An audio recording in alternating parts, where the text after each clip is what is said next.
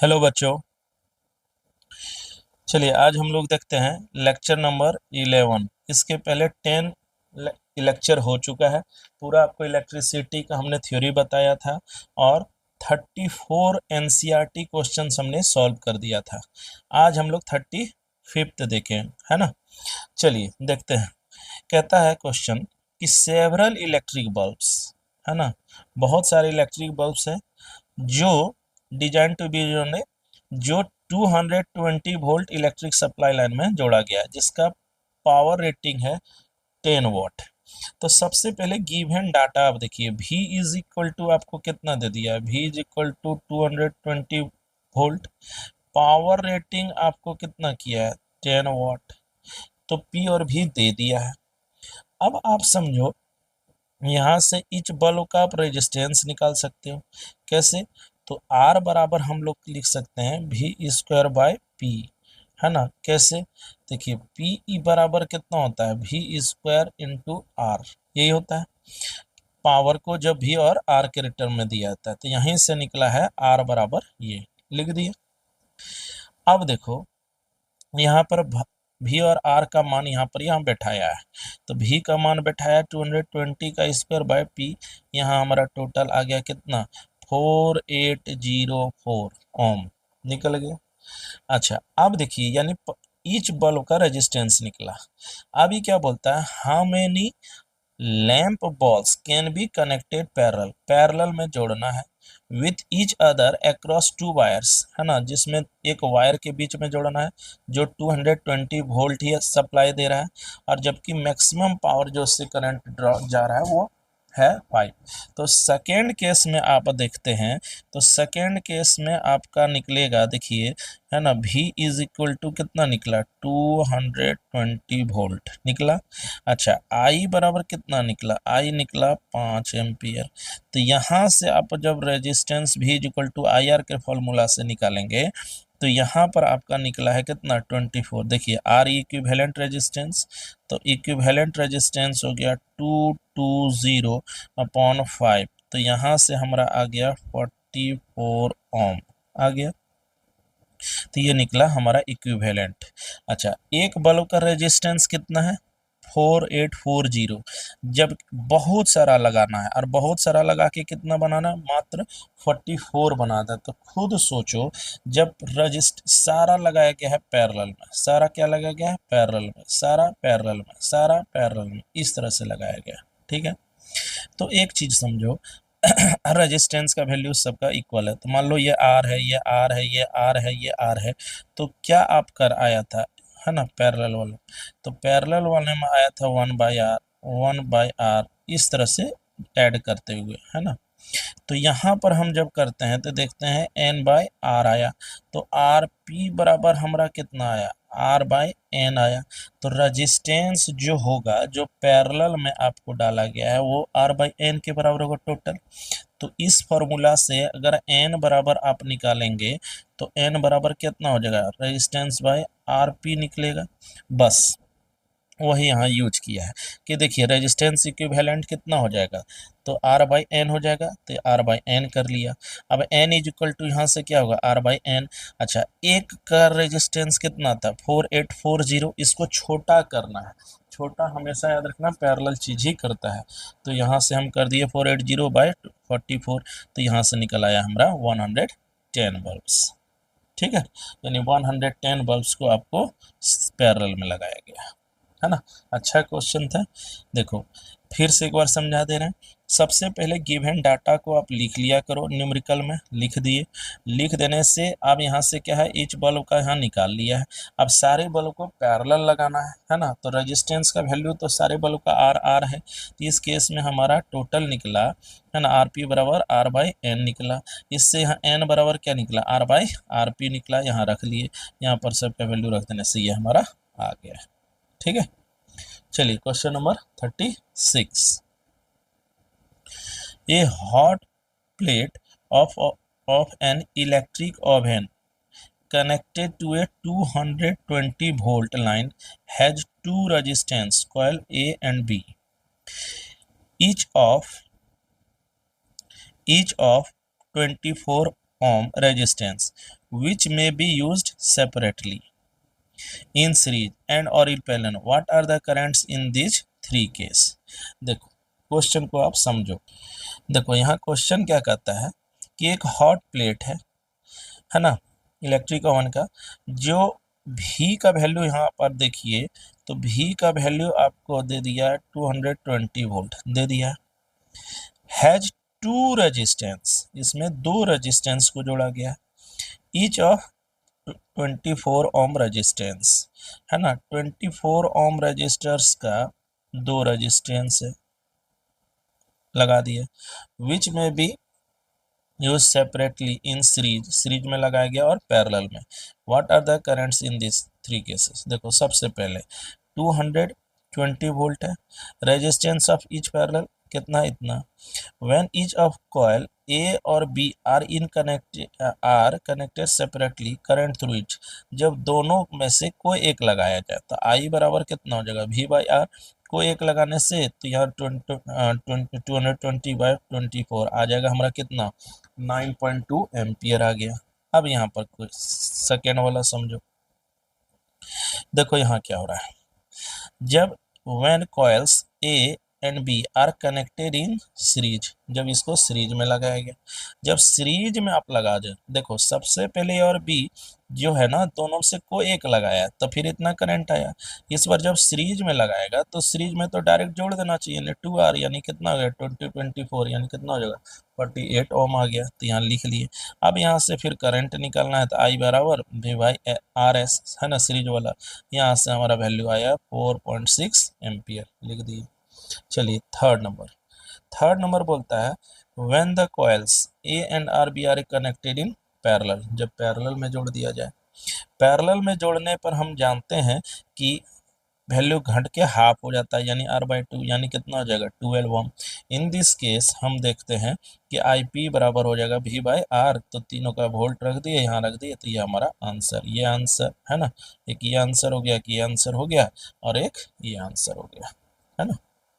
देखो क्या क्वेश्चन कहता है, एक बार समझो, है ना। एक इलेक्ट्रिक ओवन है जिसमें दो resistance and B each of 20 which में भी यूज सेपरेटली, सबसे पहले है ना सेपरेटली लगाया गया, फिर सीरीज में और फिर पैरेलल, तीनों के केस में निकालना।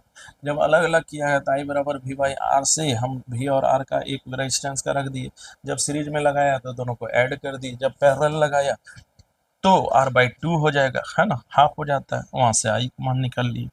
चलिए उम्मीद करते हैं ये क्वेश्चन आपको समझ आ गया होगा, है ना। एक लगाएगा तो ये, दोनों सीरीज में लगाया तो इतना करंट, और दोनों पैरेलल लगाएगा तो इतना करंट। चलिए नेक्स्ट क्वेश्चन देखते हैं, क्वेश्चन नंबर 37। चलिए क्वेश्चन नंबर 37 देखो, कहता है कि कंपेयर द पावर का कंपेयर करना used in 2 ohm resistors in each of the following circuits. एक फर्स्ट नंबर क्वेश्चन है कि एक 6 वोल्ट का बैटरी लगाया गया है सीरीज, है ना, in series with 1 ohm and 2 ohm resistors, है ना। सबसे पहला यही क्वेश्चन देखते हैं। देखिए since 6 volt battery is in connected with 1 ohm and 2 ohm in resistors, तो सबसे पहला है कि सीरीज में लगाने पर ये दोनों तो टोटल इक्विवेलेंट कितना हो जाएगा, जोड़ देंगे, यानी 3 ओम का निकला। अब हमारा आई बराबर कितना निकला, आई बराबर क्या निकलेगा V बाय आर। इस केस में यहाँ 6 लगाया और दोनों का 3, यानी यहाँ पर कितना हुआ 2 एम्पियर, यही यहाँ किया है ना।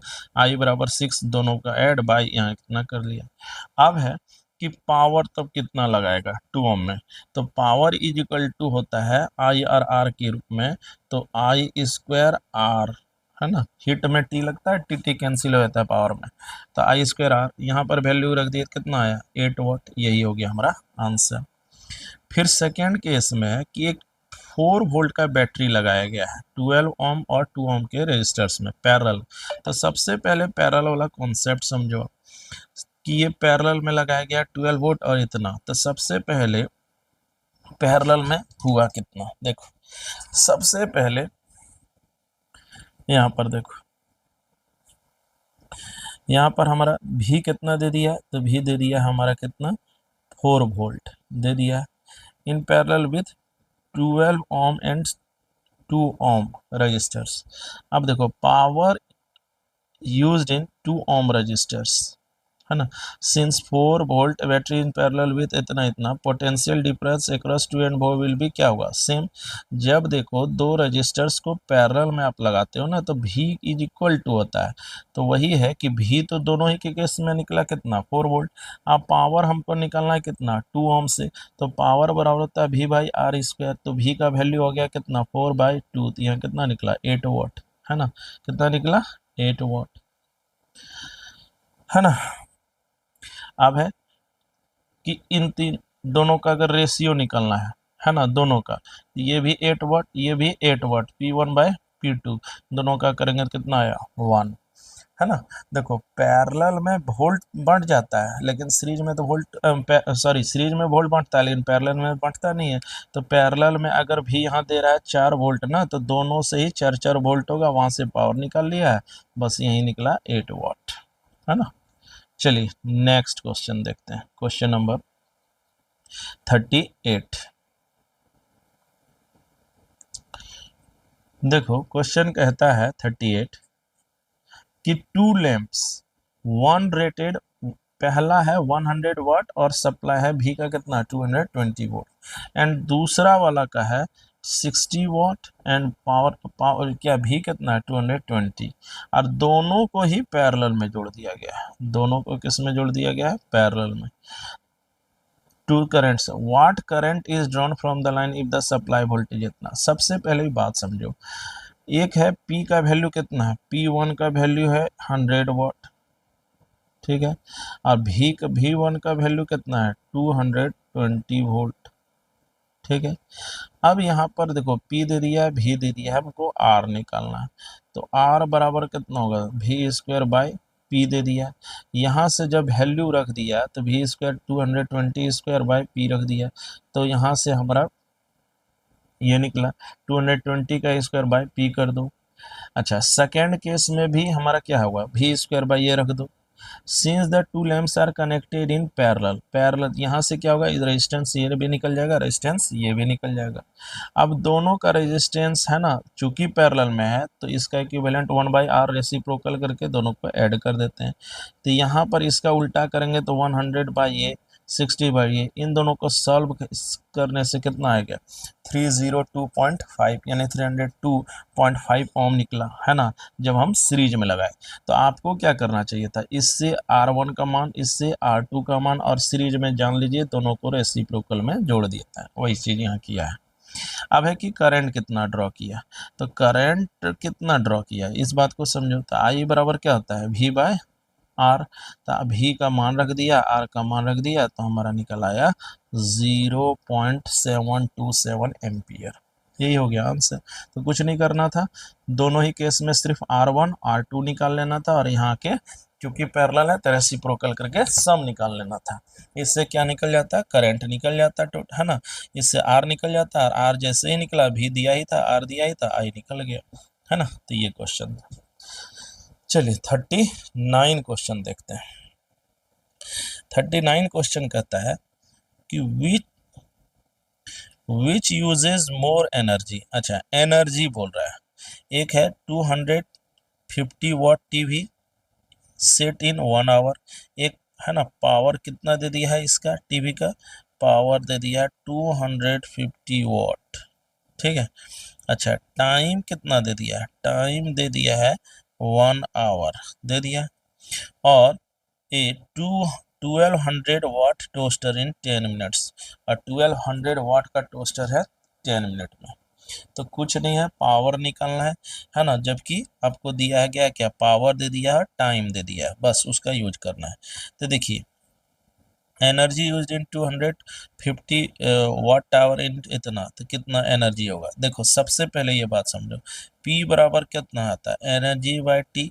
तो एनर्जी इज इक्वल टू क्या हो जाएगा, P इंटू T। तीन के बीच रिलेशन है 1 2 और 3, दो चीज दिया ही है ना, दो चीज दिया है, पावर और टाइम, तो यहाँ निकाल के रख दिया। तो आ गया 250 इंटू 1, यानी कितना निकला 250, है ना, वाट आवर, ये निकल आया। तो ये हमारा एनर्जी कितना निकला है, तो ये एनर्जी निकला 250 वाट आवर। अच्छा, एनर्जी टोस्टर भी फिर कितना करेगा, सेम फार्मूला से हम लोग निकालेंगे, 1200 वाट 10 मिनट्स, है ना। अब मिनट्स को बदलना है तो 60 से डिवाइड कर दिया, तो 1200 1/60 यानी कितना निकला, 200 वाट आवर। अब हम क्या देखते हैं कि ये जो पावर टीवी सेट है ये लेता है कितना, एक लेता है 250 वाट आवर, एक लेता है 200 वाट आवर।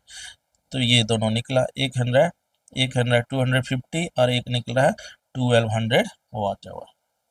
बोलो बात समझ में आया, है ना, है ना। तो यही है आंसर इसका, कुछ नहीं करना, सिर्फ ये फॉर्मूला लगा देना, है ना। P बराबर E/T, E बराबर P इंटू टी, यहाँ से निकाल लेना, सिर्फ टाइम एक जगह मिनट में दिया था, सिर्फ बदल लेना, वहाँ से पावर निकल आएगा। चलिए नेक्स्ट क्वेश्चन।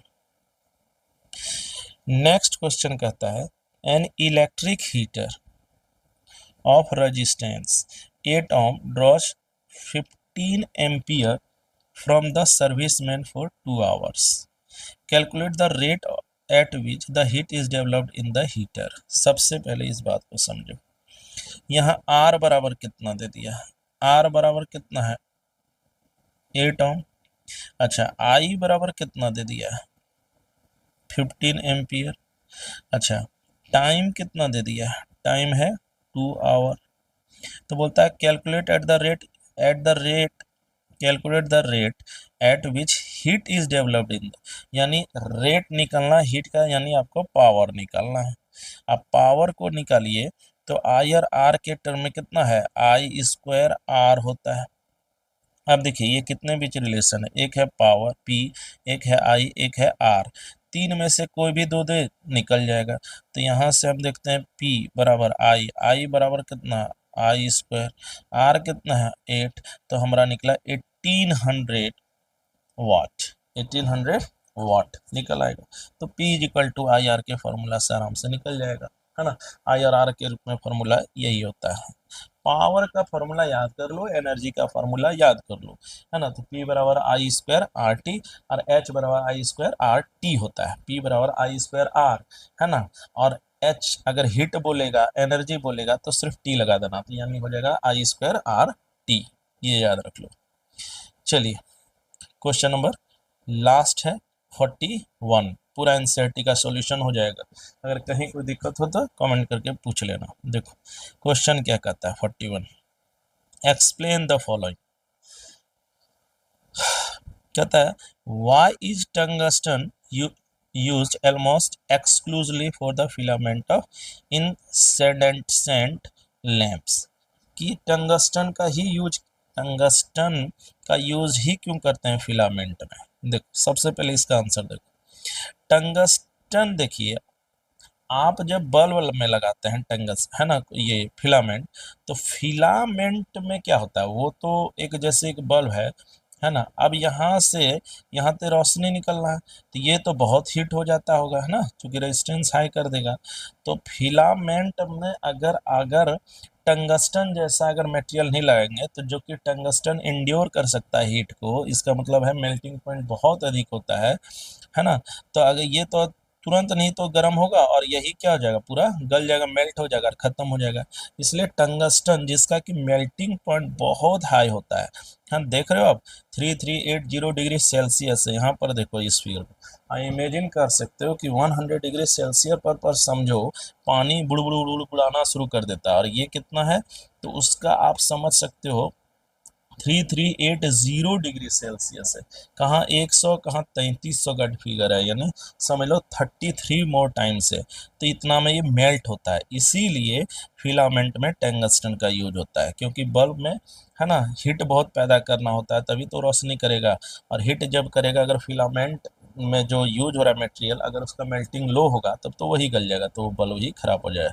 इसलिए टंगस्टन जैसा हाई मेल्टिंग पॉइंट्स को मटेरियल को यूज किया जाता है।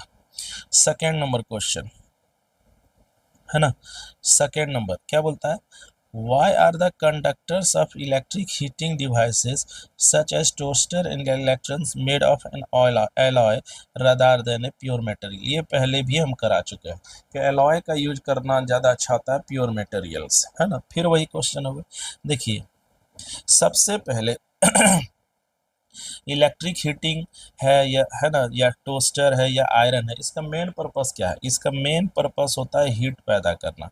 और हीट कब ज़्यादा पैदा होगा? जब रेजिस्टेंस हाई हो।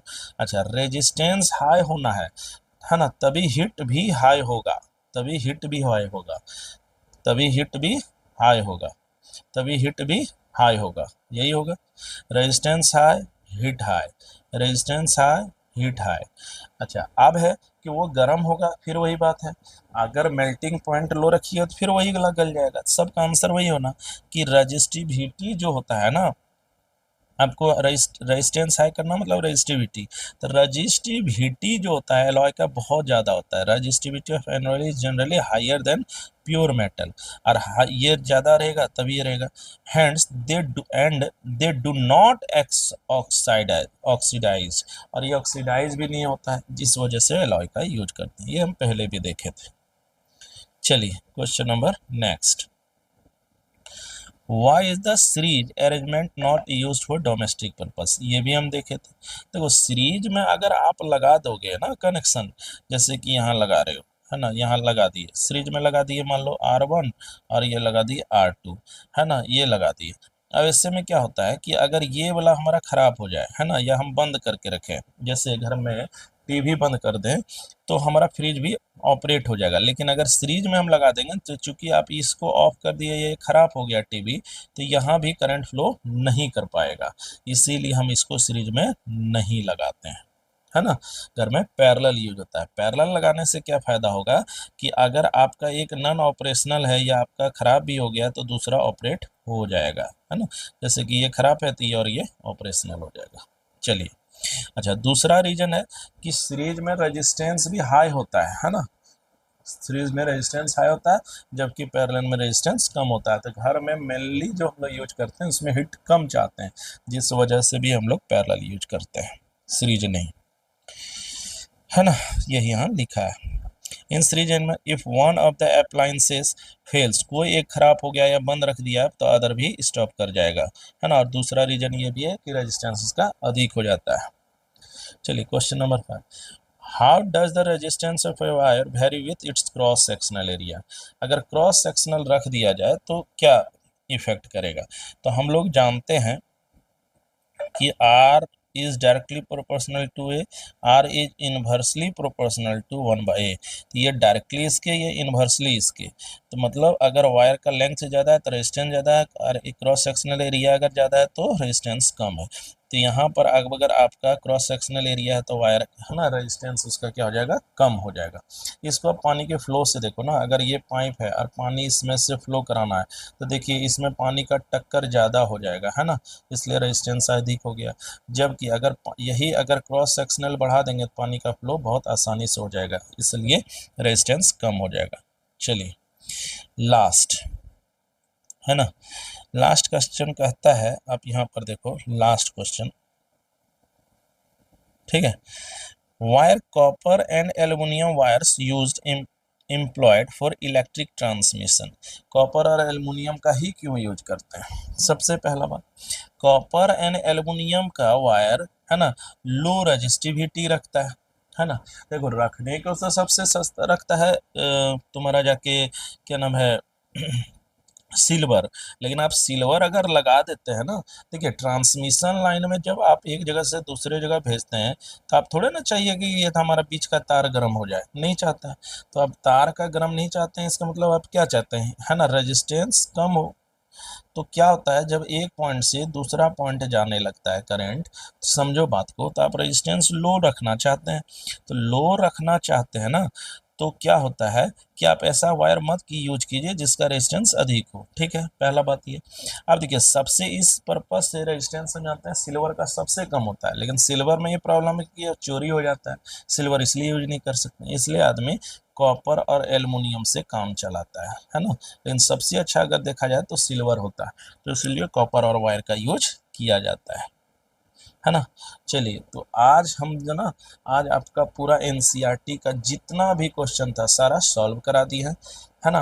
अगर आपको कहीं भी फिर भी कोई दिक्कत है थ्योरी के साथ, एनसीईआरटी का पूरा लेसन इलेक्ट्रिसिटी हम आपको समझा दिए। अगर फिर भी कहीं प्रॉब्लम है तो कमेंट करना, हम एक एक आंसर देंगे, है ना, पूरा का पूरा सॉल्व करा दिए हैं। चलिए, है ना, चैनल को लाइक करना, शेयर करना एंड सब्सक्राइब करना, और फीडबैक जरूर देना। अगर कोई लग रहा है कि कुछ कमी है तो उसको भी दूर करने का हम प्रयास करेंगे। चलिए, चैनल को लाइक करना, शेयर करना एंड सब्सक्राइब करना। जय हिंद, जय भारत।